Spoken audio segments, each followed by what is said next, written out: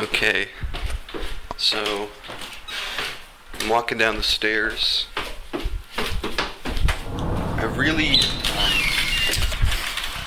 I've been thinking about a Lego set.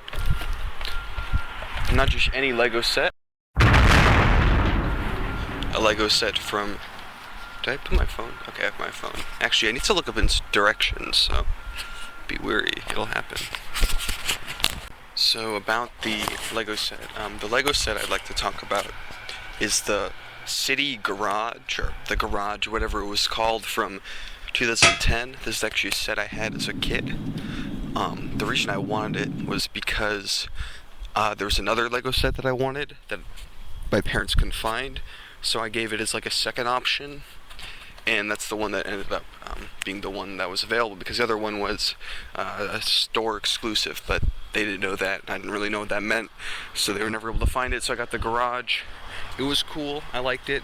I liked it as a structure of some sort, but looking back, the thing that strikes me about this set is that the person making it, the designer, didn't seem to really care about the garage part at all. And to me, it kind of, realizing that, made me realize the strengths and weaknesses of Lego City, kind of as a whole, because it is kind of like born in the afterlife of like this method of Lego construction where things like buildings and like character builds and like all this stuff we're getting nowadays, these structures, these very specific objects, were kind of not as important because most of the system was built towards these very traditional toyetic boy things. So those are the things that work best, that you are able to make very detailed and interesting in the Lego system. And the other stuff was a formality, you know? That's why we didn't really get buildings in Lego Town too much. We got them occasionally, but they were usually empty or didn't have much inside of them. There wasn't too much you could do to make it interesting, which is why a lot of these sets just have these giant panels instead of building up with bricks. And by Lego City, every single building is just panels. There's not many of them. Like, most people don't even know they had a modular system going on, because that modular system was supported by like the City Corner set, this this Toys R Us exclusive house set, and like a construction site that had like half of a building that worked with it. There might have been others, but those are the three in the back of the box where they advertised this thing. Every single Lego City set basically has to have a vehicle. Realizing that it's like a rite of passage, but realizing that the vehicle is the actual interesting thing about the set, that's like, I don't know, I feel like that's growing past letting marketing tell you what to think.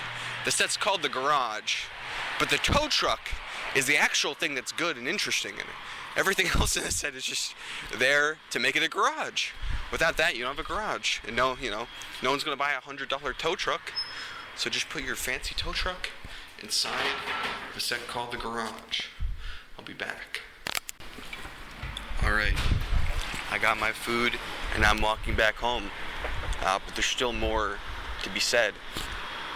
So where was I? It's gonna take me a minute to get back into the swing of things because I just can't go that hard. So I've been talking about how the things in Lego City that actually matter are the vehicles, and that's where the passion comes from, because these deep ingrained values from the Lego Town days when the Lego system was just better for making vehicles than it was pretty much anything else.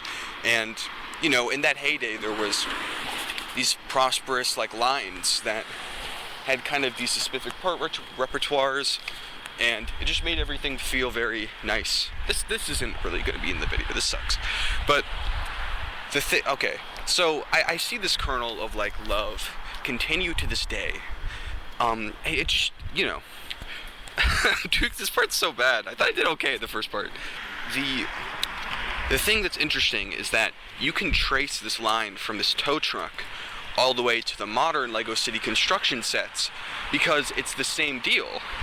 The people working on the construction sets in Lego City in 2025 are just so passionate about it, and they make sure it's like super detailed, super good, almost to the point where it's barely even a toy anymore, which is a problem. But, you know, it's an interesting problem to have. It's a good problem almost in a way. And I don't know, it's crazy. It's like this comes from this tradition and isn't just something that popped up overnight. It's been coming for years.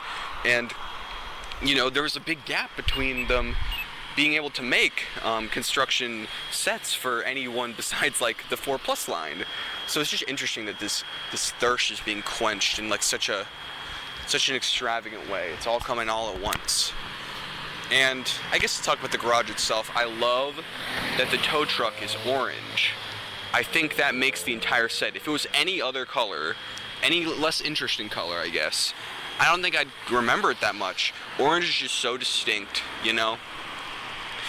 I remember when I had the set, I didn't keep it together forever, and when I parted it out, basically every single orange piece I had came from that truck. Because that's just, I don't know, that's just where they came from, because orange wasn't the most common color in the world. It still kind of isn't, especially that original orange. And I think that's awesome. It made it more unique to me. I knew that there was something different when I was building it, because it's just, I don't know, I was feeling like a bit bummed because the set wasn't the one, you know, my number one pick, but the tow truck, it just kind of spoke to me. I don't know, there's sometimes when I was building Legos as a kid where like there'd be this feeling of like satisfaction where I'm like, you know what, this is pretty cool. I felt the same when I was building the Brickbeard's Bounty, you know, this feeling of like, wow, this is incredible, I'm making this is cool. And I felt that with the tow truck, I think. Or maybe I'm making this up. Maybe I'm just making it more interesting by just lying. So who knows?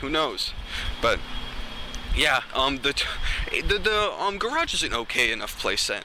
I don't like how loose all of the stuff in it is. There are these random tires that are supposed to kind of just be placed somewhere, and gravity does the work, but they kind of fling all over the place if you move it. The base plates are very flimsy, kind of lower quality.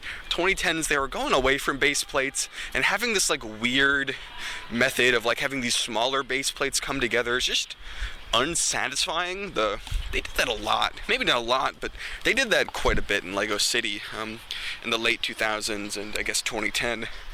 And I just think it's a very unsatisfying way to do things.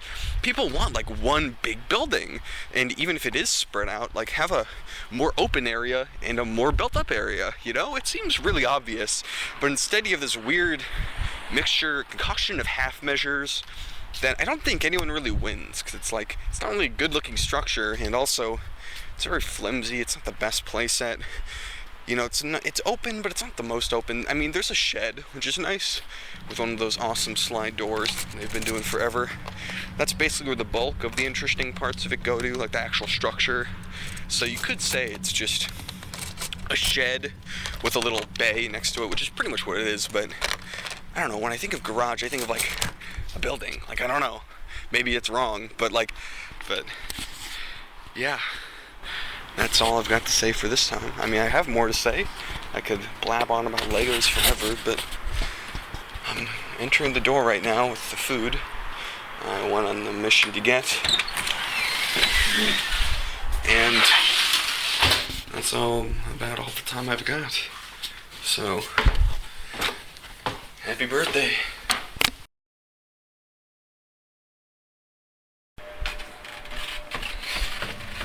Hey. It's the next day. I had the Chinese food. It was fried rice. A little bit of a basic pick, but that's just what I do, I guess. It was pretty yummy, but I didn't feel too good after eating it. But it's a new day. I'm actually gonna pick up some coffees for breakfast. So, it's gonna be fun. I guess all I want to say is that thank you to anyone who supports the channel. It's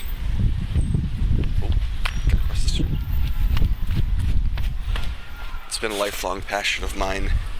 Being a YouTuber is what I've wanted to be since I was like 8 years old. It's the only yeah, it was the first time I saw some weird, vague sci-fi job, and I was like, you know, I want that to be me. And even if I can't do this full time, I still want to always be making something that I think is beautiful or wonderful, something interesting, something that makes you think. And I hope I've been able to do that, and that at least somebody likes each and every one of my videos at least a little bit.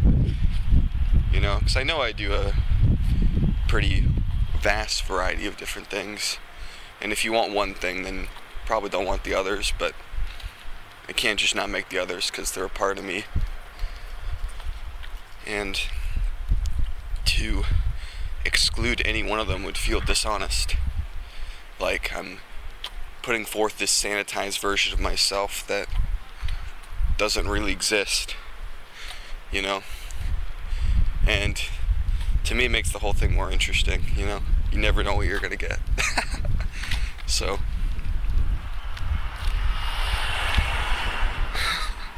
that's all about that.